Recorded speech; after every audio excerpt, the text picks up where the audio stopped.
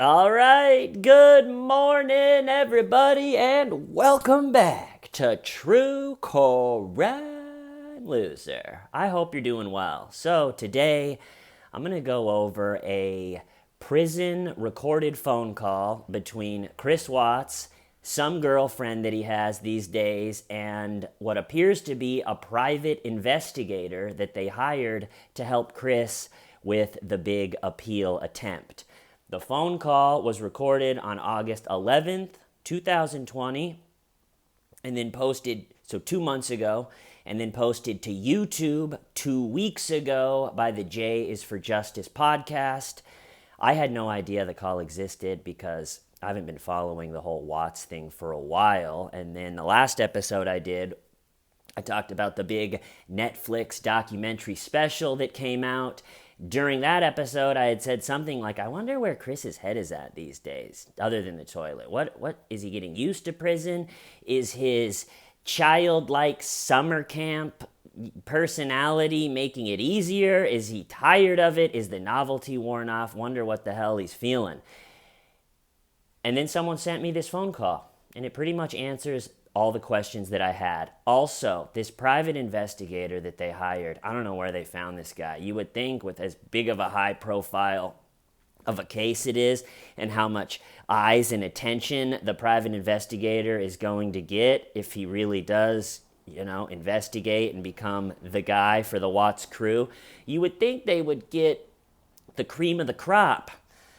But this guy, I don't know if he's nervous or it's like his first day as a private investigator, but you can tell it's very early on in the business relationship between the private investigator and Chris's girlfriend. And the private investigator he tries very hard to sound profound and to say some things that are important and calming and worthwhile to what they're talking about. And he has the tone and he has the cadence for someone saying something important, but the problem is the words that come out are very stupid and don't make a lot of sense. And even Chris a couple of times is like, what? And if you're communicating with Chris and even Chris is like, what the hell is this guy talking about? You got to take a deep breath. And honestly, what it sounds like to me is this private investigator, like I said, he really wants to sound seasoned and important. But it comes off is he's trying to make these profound things up on the spot, and they just don't go anywhere. They die a horrible death, to the point one of them, I wrote a couple of them down word for word. One of them, he's going and he's making it up, and every sentence almost is just a dead end, and he'll start, and then at a certain point he just goes, I'm sorry, that was a terrible analogy. And why it makes it kind of funny is they have such a small amount of time to have this conversation. It's one of the prison phone calls, so every couple seconds it's like, you have 1 minute left, you have 30 seconds left, and this PI is just really wasting all the time on his analogies. And also you get to see where Chris is at with his appeal attempt, which has got to be one of the hardest uphill battles for someone that I have seen in a long time. I mean, he confessed, and then everything that he confessed turned out to be true. He said he said where the bodies were, and then they were there, and so you get to see how in the world is Chris Watts going to attempt to appeal. So here we go. All right, so at first the private investigator goes, Chris comes on the line, and the private investigator goes, all right, is anyone else on? And the girlfriend goes, I'm here. And the private investigator goes, okay. And then the whole thing starts, and he says to Chris, the private investigator says to Chris, hey, buddy, how's it going? And Chris goes, not too bad, thanks for taking the call. And the private investigator goes, all right, just talk to me. I don't want to be the one monopolizing the conversation, so Tell me what you want to know from me. Just tell me what's on your heart. And so that's the way the private investigator starts. It's just a little paragraph ending with "tell me what's on your heart." If I was a private investigator, I'm trying to think, if I was meeting with a client for the first time saying like, all right, you're real screwed with this whole case. It looks, the appeal is going to be hard, but we're going to start and we're going to really try to find an angle that we can do this. I don't think I would say, hey, tell me what's on your heart. And then I started reading that first little passage he said again, and I think this private investigator accidentally wrote lyrics to a hit song. Let me read this again, and this time listen to it as if they're possible lyrics. All right, just talk to me. I don't want to be the one monopolizing the conversation, so tell me what you want to know from me. Just tell me what's on your heart. It's like, man, I think you just wrote a hit song. And then Chris comes in, and he goes, well, I spend a lot of time in the law library at the prison, and I see cases. I've seen cases. He's like an old case expert now. He's like, I've seen cases where the judge did something egregious, and it's whether or not it has that wow factor. A lot of it's a little bit hard to understand, so I'm kind of just paragraphing it. But basically, Chris was saying that you get to see his first little strategy for an appeal is he wants to find something that will make everyone go, wow. That he said wow factor. So I guess he's really digging for something that makes everybody go, huh? And then they let him out. And so he's saying, yeah, I've seen a lot of cases that if they have that wow factor, but who knows if it's enough to affect the sentence. And then Bible Chris starts in saying that God is directing him, but then he ran into the poisonous tree. Dang it, the poisonous tree. And then he talks about how, this is 2 months ago, he said he has around 1 year left to file the appeal. And he doesn't want to rush. He wants to frame it, but he doesn't want to rush it. That's the word he used. He's trying to figure out how to frame the thing. Where are you going to point the frame? It's a total disaster wherever you frame it, Chris. But that's what he's working on. He's just, something so funny about Chris just sitting in his cell being like, okay, how do I frame this? And so, yeah, he's talking about he needs to find the frame and doesn't want to rush it. And he's going on. And then there's a pause. And it's like he finally speaks from the heart. He goes, honestly, I just want to get out of here. I know God has a plan for me, and it is to be in prison right now, but it's not to stay here. The Lord brought me here for a reason, but he also wants me to do something on the outside. That's convenient. So that probably makes it easier to handle this whole thing by just going, the Lord wants me in prison right now, but that's not the plan. He wants me to do something on the outside. Damn it, a truck has been backing up out here for a while. I hope the beeping isn't ruining the video. Damn. All right, and then, so Chris goes on and on. Like I said, he's talking about the poisonous tree. How do I frame it? I only got a year left. And then after listening to that whole thing uninterrupted, the private investigator goes, I got you. And this is really the first one. This isn't the worst attempt at saying something coherent that the private investigator had, but this is where you start to see, like, okay, he's really just pulling all of this out of his butt as he goes. So he goes, so Chris said all of that, and the private investigator just goes, I got you. And you can really tell he's just making it up. He goes, and you don't have the benefit of an attorney that is in your hip pocket, so to speak. Okay. I got a couple of attorneys here that could maybe help get some good results as far as forms and things to say, stuff like that. So imagine, Chris, you've been sentenced to life for confessing to murdering your family.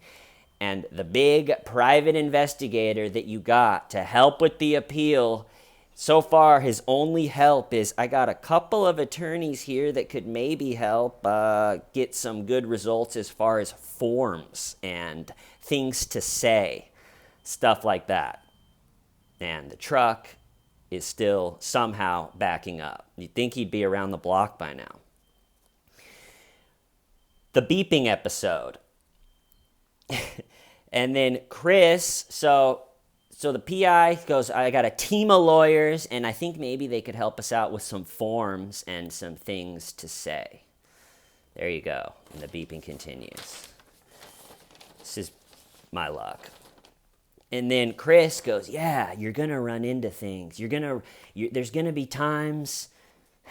There's going to be times where you file a motion and it gets denied. Not every, motion in filing is going to go your way.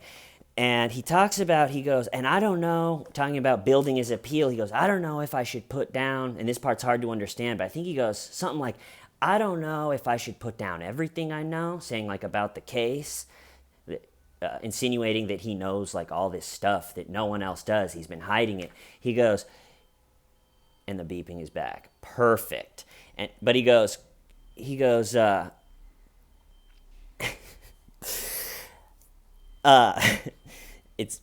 it's rattling me.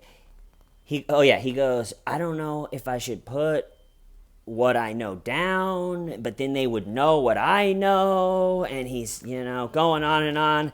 And then the PI says, this is one of my favorite ones, and this is the one where you can tell he's really just winging it and nothing good is coming out. And so Chris is talking, I don't know if I got to be prepared for my motions to be denied, and I don't know if I should put all my cards out or hide them. And the PI goes, okay, let me address in that same like experienced tone. The PI goes, okay, let me address a couple of things you said there. First of all, you live in a closed society now. Every door is shut in your face. You cannot go from one, you go to one wall, you can't go further. You got to turn left and you can't go further. So I picture he's like kind of sweating at this point. So you know what I'm saying? You're in a perpetual, you're in a room with no doors. You can't get through. You got that? You understand that? What I'm trying to say? And I don't think anyone, including him, understood anything that he was saying. But Chris just goes, yep.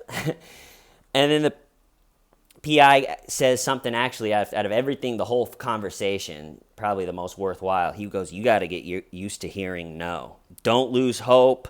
And then in by far the most cringe moment of the entire thing, the PI goes, you're the underdog, but underdogs can win, and they can be a dog in the fight. Underdog, just the classic American underdog story of murdering your family and then hiring a dipshit private investigator to help you make an appeal. These two idiots talking to each other is definitely not one of the proudest moments in human existence. And then, where was I?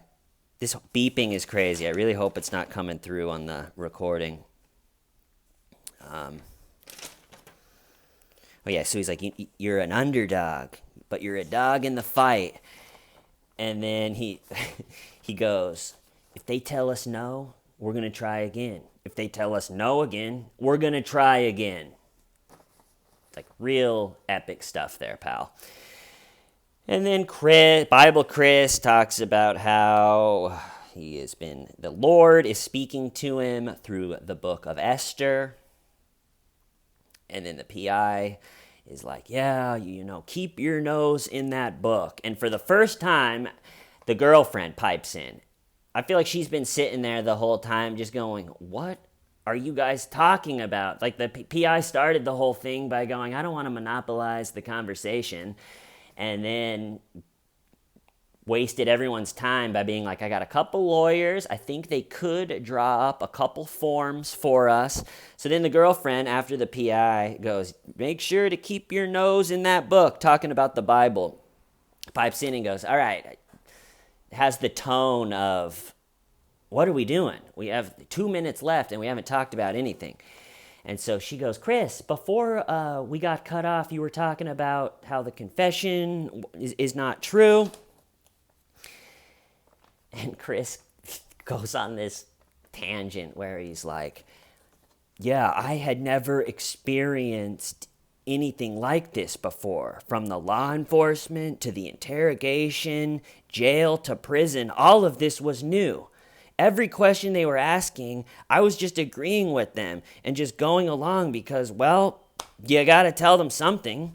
And even when they have to, and he goes, and even when they came to interrogate me here at the prison, remember months later, Graham and Tammy came back and were like, Chris, you're just different. We don't understand. Can we ask you more questions? And at that point, Chris was down to talk and like filled in a bunch of the holes and everything. But he's like, and even when they came back to talk to me at the prison, they were in street clothes and it seemed like they just wanted to talk. But in retrospect, they were interrogating me again. It's like, Chris, one, they were always in street clothes, you idiot. Graham and Tammy never wore a uniform, okay? You didn't get tricked by the street clothes. I'm sorry. And yeah, of course, if the FBI comes and talks to you, it's probably, and records it, it's probably an interrogation. They just weren't your friends. So I thought that was pretty funny. The beeping is back. The beeping episode. Should I start over? But anyway, so Chris is going, yeah, everything was new. Being arrested and be given a polygraph asking me where my family that I killed was all new to me. If I had had experience with being arrested for killing my family and interrogated and polygraphed and then put in prison, if that all would have happened, I would have been able to handle it better, is what he was saying. And so he goes on for a while, you know. They interrogated me in street clothes. It was a trick. And then here, the PI, this is the one where it really just falls apart. So after Chris is, you know, I had been there before, and then the PI jumps in. He goes, quote, it's all a game. It's like getting back, and you can tell, like, the cadence, he's just making it up. It's like getting back to the old biblical days where you got the big Roman soldier in the pen with you, the little guy, and you're fighting for your life, and you don't know what to expect, but you just, and then there's a pause, and he just goes, that's a terrible analogy. I'm sorry. It just completely petered out. He goes, that's a terrible analogy. I'm sorry, but I'm just saying, they're the hunter, and you're the prey. And then Chris goes, yeah, after I told them what they wanted to know, then they offered me food. So, little strange. And this is why, we've talked about how this whole Chris Watts thing, how they released everything. It seems like some cases the law enforcement or the justice system is very, has everything under lock and key. Don't release anything. Don't release the interrogation. And I think this is why you just release everything, because Chris is trying now. Here we are 2 years later. He's getting tired of the concrete fart hole, and he's going, yeah, I don't know. That interrogation was a little strange. But it's like, well, they released the whole thing, all hours of it for anybody that wants to watch it. And I don't know of one person that thought, wow, they tortured him, or that was strange. So I think that shows you why it's good. Just put it all out there. Be transparent. So then when 2 years later, when the person goes, I'm mounting my appeal, they can't make they only offered me food once I told them. it's a little strange. He's trying so hard to find that wow factor that's going to affect the sentence, and it's just not there. And then he talks about the polygraph, how Tammy interviewed him for hours before the polygraph, and then the polygraph, and then after the polygraph, he heard Tammy say that he did well, but that they think they can get more out of him, and then they came back in after they said he did well, and they had their game faces on, and they told him he lied. And then the PI goes, I can tell you for a fact that they did not administer the polygraph in a proper way. You should have been at the top of your game, mentally, physically, spiritually. You should have gotten a full night's sleep. They use that polygraph as a hammer on you. And can you imagine if every time you checked with the husband when their family went missing, whether it was them or, you got to clear them. You got to clear everybody that is close to the family at that point. And can you imagine if you had to wait for the husband to be on their game mentally, physically, and spiritually before the whole thing started? It's just like, are you ready to do this interrogation, or we got to do this we could get past you. You don't have to do it if you don't want to. And the guy's like, well, mentally I'm feeling pretty good. Physically I'm all right. I might need another couple weeks. Spiritually, though, I'm nowhere close. So if we could just postpone it again, I'll work with my spiritual advisor and I'll get back to you. And then their time kind of runs out and Chris gets cut off, and at the end the girlfriend goes, okay, I'll call Chris's parents. So I imagine her calling Chris's parents and being like, yeah, we met with the private investigator. He seems really good, and I think we're going to be able to frame it right and find the wow factor and affect the sentence. And Chris's parents are like, nice, yeah, that sounds really good. We're glad the private investigator is top notch. And then it cuts to the private investigator like out doing his investigating, and he's just like talking to a shoe or something, like day 1 of the Chris Watts investigation. Here I am, 12 noon, or I don't know. But the guy cracked me up. What a character to the whole story is this private investigator. I have zero confidence he's going to come up with anything that will affect anything. So I think that's all I got. I'm going to cut it off there. I will see you guys soon. Why? Stiving why? Shamita.